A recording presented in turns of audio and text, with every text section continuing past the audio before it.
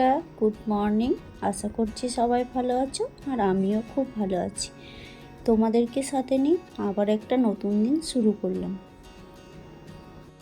ঘরের কর্ম করা নাকি খুব চাপের কাজ, এটা কিন্তু মেয়েদের কাছে কিছুই না। কারণ প্রতিটি মেয়ে চায় নিজের সংসারকে গুছিয়ে রাখতে, সুন্দর করে পরিপাটি করে কাজকর্ম করতে, আর সবার মন জয় করতে। তো কখনো কখনো পেরে ওঠে, আবার কখনো কখনো পেরে ওঠে না, এটা হয়ে যায়। আর যারা সংসারকে ভালোবাসে তারা কিন্তু প্রতিদিনই একটা টার্গেট নিয়ে কাজ করে, কখন কি করব সেটা আগের থেকেই ঠিক করে নেয়। আর তাই তো কখনোই বসে থাকতে পছন্দ করে না। যদি কাজ হয়েও যায় তবুও দেখবে এটা ওটা পরিষ্কার মোছা, এই জিনিসটাকে ওদিকে সরিয়ে আরও সুন্দরভাবে কি করে করা যায় সেটারই চেষ্টা করে। তো তোমাদের সাথে কথা বলতে বলতে আমি কিন্তু অনেকটাই কাজ করে ফেললাম। আর আজকে ভেবেই নিয়েছি যে সব কিছু ধুলো ঝেড়ে পরিষ্কার করব। যতই পরিষ্কার করি না কেন, কি জানি কোথার থেকে যে এত ধুলো চলে আসে, বোঝাই যায় না। আর এই যে দেখতে পাচ্ছ আমাদের ছাদের সরকারি আলমারি, তো এই আলমারিতে জিনিসপত্র খুব একটা রাখা যায় না, কারণ যে মাটির হয়ে যায়, উই মাটি বলে না, সেগুলো হয়ে যায়। তো আমি এরকমভাবে কাগজ দিয়ে কার্টুনের মধ্যে রাখি। আর এই জামা কাপড়গুলো নিতে নিতে অগোছলো হয়ে যায় তাড়াহুড়োর মধ্যে, তো সেইগুলোকেই পরিষ্কার করে গুছিয়ে নিচ্ছি। আর এটাতে কিন্তু খুব একটা বেশি জামা কাপড় রাখি না, যেগুলো পরার প্রতিদিনই লাগে, ব্যবহার হয়, সেগুলোই রাখি। তো যাই হোক, যেটা পেয়েছি সেটাই কিন্তু অনেক। যার যেটুকু আছে সেইটুকু নিয়ে সন্তুষ্ট থাকা উচিত, কিন্তু সেটা কি আমরা পারি না। মানুষের মন তো, একটা কিছু পেলে মনে হয় আর একটু ভালো হতো, আর একটু পেলে আর একটু ভালো হতো, চাহিদার কোনো শেষ থাকে না। আর যারা দেখবে অল্পতেই খুশি হয়ে যায় তারা কিন্তু জীবনে সব থেকে বেশি সুখী। তাদের থেকে সুখী কিন্তু আর পৃথিবীতে কেউ নেই। আর কোনো কাজ যদি মন দিয়ে ভালোবেসে করা হয় না, সেই কাজটা তুমি যতটা চাইবে তার থেকেও বেশি কিন্তু সুন্দর হবে। তো সব থেকে বড় কথা কী হল জানো তো, নিজের মনটাকে আগে সুন্দর করতে হবে, তাহলেই সমস্ত কিছু দেখবে সুন্দর হয়ে গেছে, পরিবেশ বলো সব কিছু। তো এদিকে আমার কিন্তু আলমারিটা পরিষ্কার করা হয়ে গেল। তারপর আমি কিন্তু ড্রেসটাকে চেঞ্জ করে নিলাম, কারণ সকালে উঠে অভ্যাস প্রতিদিন ড্রেস চেঞ্জ করা, ধুয়ে জামা কাপড় মেলে দেবো।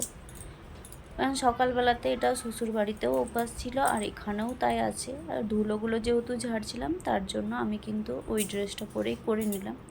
তারপর জামা কাপড় কেচে সব মেলে দিলাম।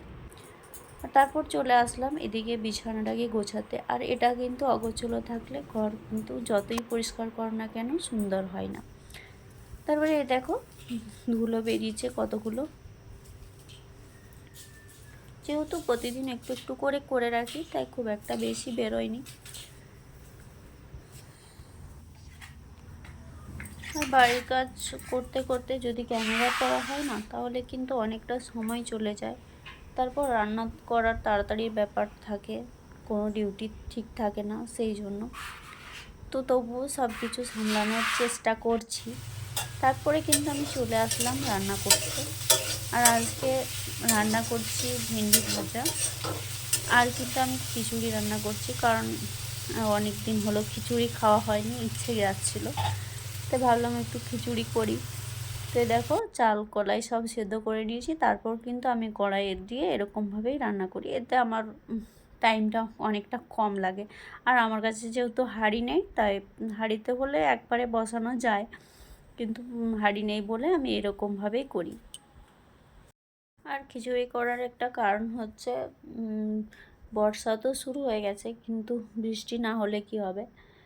তো আজকে সকাল থেকে হালকা মেঘ আছে, অল্প অল্প বৃষ্টি হচ্ছে, সেই জন্য ভাবলাম আজকে খিচুড়িটা করি। কিন্তু গরম কমেনি, গরমের মধ্যে খিচুড়ি খাওয়া ঠিক না। আর খাওয়ার কথা বললে আমাদের বাঙালিরা তো খাওয়াতেই ব্যস্ত, সব সময় বিভিন্ন রকম জিনিস বানিয়ে খেতে থাকে। ওদের খাওয়া দাওয়া যদি ভালো হয় আর কিছু চাই না। তো এদিকে আমার কিন্তু রান্নাবান্না সব কমপ্লিট হয়ে গেল। তারপরে এই দেখো মোছামুছির কাজ করছি। উপরটা মুছে নিচ্ছি, কারণ আমি যে খিচুড়ির কড়াইটা আছে এটা সরাবো না এখন, পরে গরম আছে, আমি পারি না সেরকমভাবে, গরম লাগে। তো একটু পরে সরাবো, তারপর এগুলো ভালো করে মুছে নেব। এখন হালকা করে উপরটা মুছে নিচ্ছি, যে তেল চিটে পড়েছিল। আর এরকমভাবেই দেখবে যদি রেখে দেওয়া হয় না, তাহলে কিন্তু যে দাগটা সেটা আরও ভালোভাবে বসে যায়। তো সাথে সাথে হালকা পরিষ্কার করে নিলে এতটা থাকে না, পরে আবার করলেও চলে। তো তারপর যে বাসন কোসনগুলো ছিল সেগুলো সব আমি ধুয়ে নিচ্ছি। আর এগুলো যে চায়ের কাপ টাপ এগুলো ছিল সকাল থেকে পড়ে আছে, বাসন ধোয়া হয়নি। তো রান্নাবান্না করে ভাবলাম একবারেই ধুয়ে নেব। আর তারপর আমি যাব স্নান করতে। এখন প্রচণ্ড গরম করছে, কিছু করার নেই। গরম রান্নাবান্না করে স্নান করলে ভালো লাগে, শরীরটা একটু ফ্রি হয়ে যায়, সেই জন্য। আর সব শেষে আমি বেসিনটাকে পরিষ্কার করে নিলাম। তো এই যে দাগগুলো, এগুলো কিন্তু ভালোভাবে পরিষ্কার হয় না, অনেক পুরনোর থেকে আছে, কিন্তু কি করব, কিছু করার নেই। তারপরে দেখো দুপুরে খাওয়া দাওয়া করে একটু রেস্ট করেছিলাম। আর এই ফলগুলো হাজব্যান্ড নিয়ে এসেছে, হিন্দিতে বলে আলু পোকরা আর ইংলিশে বলে পালাম। তো এই ফলটা খেতে খাট্টা মিঠা, মানে টক মিষ্টি দুটোই আছে।